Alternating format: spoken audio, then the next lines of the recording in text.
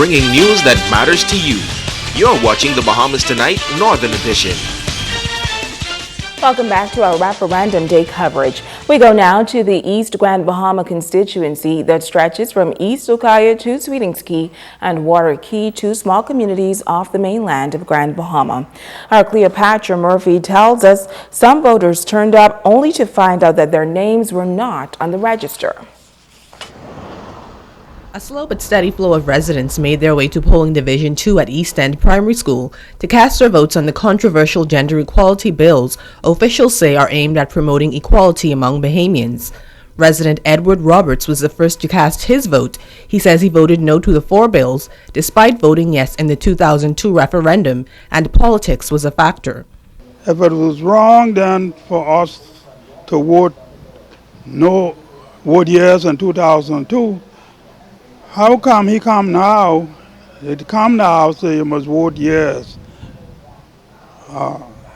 That's look like double standard. Bill 4 that would make it unconstitutional to discriminate on the basis of being male or female also factored heavily for Hazel Ballou. She is concerned it would facilitate gay marriage. Her vote, a resounding no, was shared by several other voters. God make man, make woman, right? Woman is woman and man is man, and nobody could change it.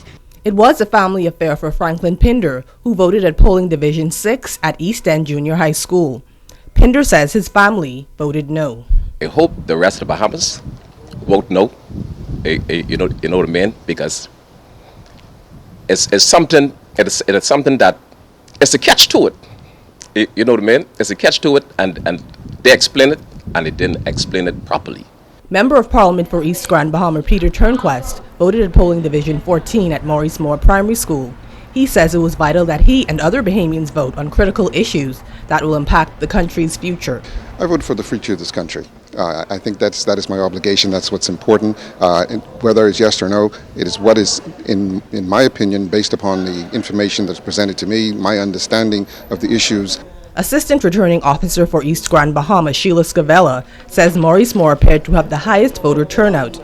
There were also minor issues with voters not finding their names on the register. We've had assistance from parliamentary who I was able to contact them, and they were able to give me the information, and I redirected those persons because we don't wish anyone to get frustrated and not vote today. Some 5,485 voters were eligible to vote in East Grand Bahama.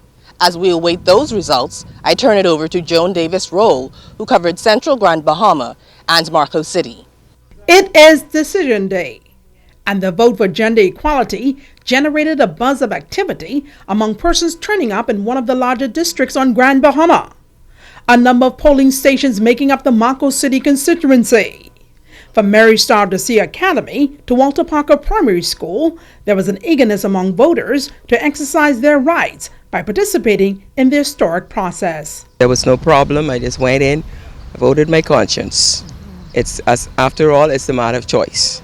Nobody can tell you what to do. You make up your own mind, stand by your conviction. I think it's an important part of the democratic process. I hope everybody comes out in good numbers and vote their conscience. What do you hope will happen at the end of the day? I hope it's no for everything. I think it's a good process. I think it's needed. Everybody should be equal. Initially, according to presiding officer Marshall LeBronson Stubbs, the voting process was slow. So far, we've processed about 50% so far for the morning, but we have a register of 369, so we're hoping that the others will come before the end of the day. For some, it was more than just a process. In fact, they say theirs was a God-ordained right that came with a compelling urgency to let their voices be heard via the ballot box. Today, I believe I have an opportunity to make a difference, and so therefore I will be doing the right thing. I will be voting yes on all 4 of the questions. A definite sign that the process was over was that vital stop, a stop many made to that all-important bleach station where they were determined to get rid of that traditional purple ink. Here in the Marco City constituency, there's some 5,946 eligible voters. It'll be interesting to know at the end of the day what percentage of that number will vote yes and who will vote no. Reporting for ZNS Network News, I'm Joan Davis Roll. Thank you, Joan. Well, today's referendum is the second and final round of voting on the 4 gender equality bills. Members of the uniformed branches as well as poll workers turned up May 31st. Some 671 voters were eligible to cast ballots on Grand Bahama, but only 313 actually voted. Stay with us. There's more right after this.